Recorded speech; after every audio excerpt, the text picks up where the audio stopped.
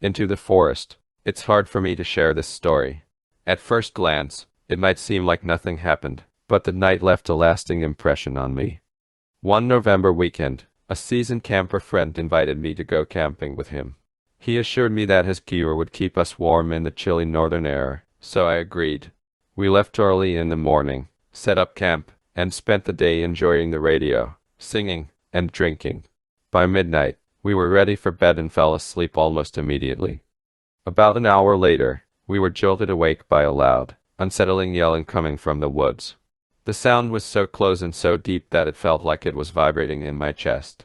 We both sat up in the tent, exchanged nervous glances, and started discussing what we might be dealing with. As we were talking, we heard heavy footsteps approaching. It sounded like whatever was out there was incredibly large and walking on two legs. The footsteps grew louder until they stopped right outside our tent. I held my breath, paralyzed with fear. Then, a strange, squealing noise started, something I had never heard before. Terrified, we stayed silent inside the tent. The entire forest seemed to hold its breath. The silence stretched on for a few minutes before we heard the same chirping sound we had heard before, but now it was coming from a distance. I was about to ask my friend what was happening when he signaled for me to be quiet. Suddenly, there was a powerful thud right next to the tent that made the tent flap shake, as if someone was trying to wake us from outside.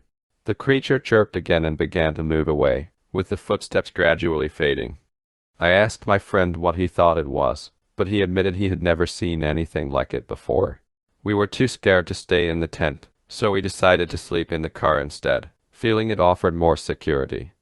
Since then, I've been haunted by the experience. Just the thought of sleeping outside again makes me shiver. I guess I've had my fill of outdoor adventures.